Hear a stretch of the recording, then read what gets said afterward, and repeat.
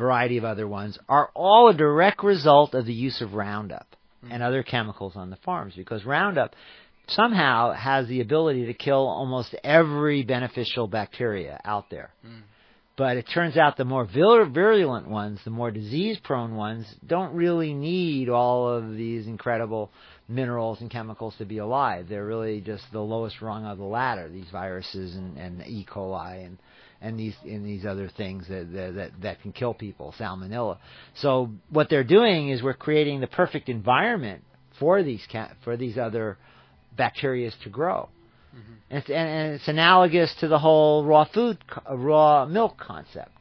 At one time when I was a kid growing up, I'm 66 years old, so I'm talking 60 years ago, milk was delivered to our house by the milkman. Came in a bottle, not in plastic. The bottle had a big circle on top, a big bulb on top where all the cream went, because the milk naturally gave up its cream. And if you wanted whole milk, you shook the bottle up and drank it. If you wanted cream in your coffee, you'd pour that off first, then you'd have non-fat milk. You can make your choice. And I don't know if it was raw back then. It might have just been pasteurized. It wasn't homogenized, but you could definitely order raw milk. You could get raw milk if you wanted it. I think most people wanted pasteurized, but it wasn't homogenized. And a lot of health problems have come from homogenization, because when you mix that oil with the other stuff, your body doesn't digest it as well. So the whole homogenization of milk changes. And it turns out that why don't we have that anymore? It's because these chemi farms came in. These cows weren't eating grass anymore. They were eating corn, and now they're eating GMO corn. And they were put into big factory farm operations, and most dairies became more just middlemen for bigger farmers. Most creameries just became middlemen for other farmers. They didn't really process anything anymore. They just were basically the salesmen now for large conglomerate farms. And as this occurred, and they started using milking machines, and they started using low-quality grains, and they started using confinement, these animals started getting more and more diseases, and they had to bring in antibiotics, and there was more diseases of the udders, and they started getting mastitis, and mastitis created clogging, kind of pussy milk, and the only way they could fix that was to homogenize it, and the milk that had a little too much blood in it, that's why they started making chocolate milk, because it kind of covered up the blood that was in the milk.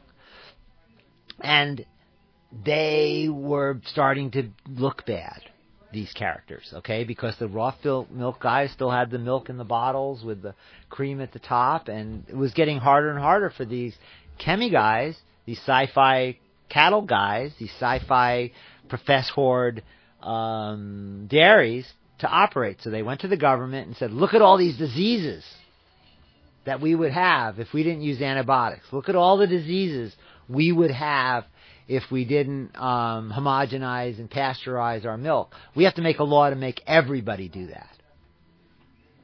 And pretty soon we did. And now it's illegal in most states in this country to sell raw milk.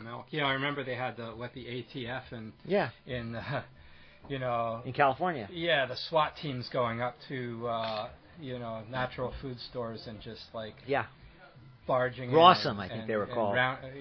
Grabbing all their raw milk products and cheeses and everything else off the shelves. And obviously, if a chemi guy was out selling raw milk, he'd be killing people. Because these chemi guys had mastitis cows filled with all kinds of diseases, filled with antibiotics, just to keep the cows alive. And then that genetically modified growth hormone, the GBA, the growth bovine hormone, GBH, which actually changed the components of milk to the point where it actually created an epidemic of breast cancer in this country. And they have actually, I think most milk doesn't have that in it anymore. Most guys are getting away from it, but the bigger guys are still got it, so you never know unless you're buying organic milk, or at least a milk product that says it doesn't use the hormone. I mean, definitely do not buy milk that does not have a no hormone label on it. But are they all labeled? Or they'll label it. Yeah. You can get non-organic milk that says we don't use the growth hormone. Oh, okay. Yeah, you can do that. Yogurt products and stuff. You got to read your labels. Read your labels, everybody. If there's something on the label, I raised my kids to read the labels. And that's how they learned to read, because they wanted to eat these weird foods that were in the supermarket shelves.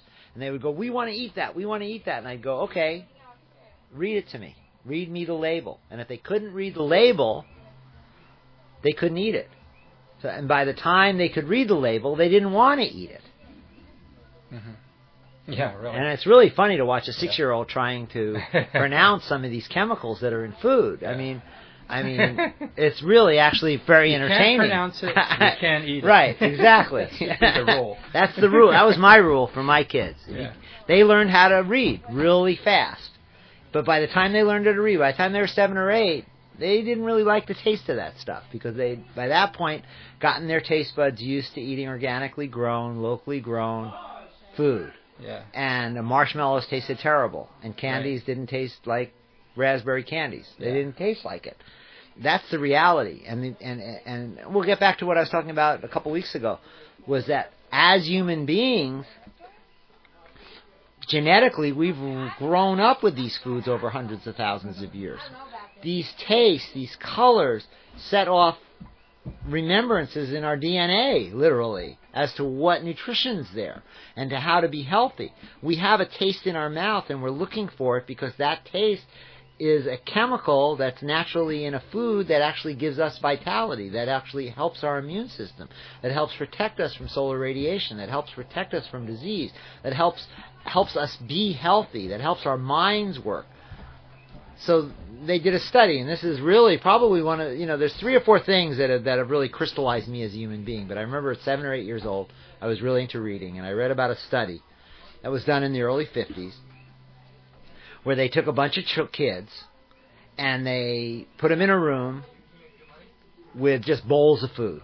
Just, porridge and apples and, cut up so they could eat them. Mm-hmm. And the kids were 3 to 5 years old, so they could get around. And every time it was time to eat, they would just put the kids in the room, unsupervised, let them eat whatever they wanted. And then they had a whole other group of kids, this was scientifically done, that were fed strict nutritionally of the day foods, where a nutritionist set up a diet for them, and they were basically force-fed the baby food or whatever it is they got that was nutritionally, scientifically, this was going to make them the healthiest. And after the end of 2 or 3 months, they tested the kids for, all their levels, or however you can test blood and test the health of the kid. And the kids that free-ranged were the healthiest on every level. Yeah. So intuitively, these kids knew from the colors and the taste, the textures of the food, what to eat to make them healthy. As human beings, we have that in us. Yeah. But in the last 20, 30 years, with the introduction of these food additives, the excitotoxins, aspartame, monosodium glutamate, with the food colorings that are really veiled chemicals, a lot of them are fluoride type, they're almost like Prozac. A lot of these food colorings are actually drugs. The food flavors that are really toxic. The nut flavor, I think, is piperonol butoxide, which is a insecticide. The banana flavor is the same component, is the same solvent they use in WD-40. These are just weird chemicals. All developed, all these colors and chemicals were all pretty much developed during the Hitler reign. And it destroys the detection system in the body? Well, what it does is Hitler had it because he got these things that, does that really taste like a banana? I don't know. Let's put this on this porridge and give it to somebody. And the guy went, does it taste like a banana? And the guy would go, yeah, it sort of tastes like a banana. And then he'd die. And they go, well, it tastes like a banana, but it killed him. Maybe we won't use that one. So eventually they got to the point where they found the chemicals that at the right dose tasted like a banana or a raspberry or a strawberry and stuff like that. And that's what they flavored all the foods with in the concentration camps. Wow. And so the colorings were also ways to introduce chemicals that calm people down. They used it as a way to feed people, basically keep them under control in these concentration camps. All of that technology, all of those guys under Operation Papercut came and made the modern food industry in the United States. So when you're out in the supermarket, understand that most of the food you're eating is basically exactly the same type of foods eaten in concentration camps in Nazi Germany, just with a little nicer packaging and a little nicer breading maybe, to make it look a little more like whatever it's supposed to be. They're food-like substances that we're eating. Yeah, and so when you feed these foods with these fake colors and these fake flavors to a young child, which I think is abuse, clearly abuse. You should never feed any child under the age of 10 a food that is artificially colored or flavored or sweetened. Never do that. Because what happens is the baby's intuitive system is short-circuited. The baby loses the ability to know what it wants to eat. Because when it eats that flavor, there's no nutrition in that flavor. In fact, that flavor might be a drug.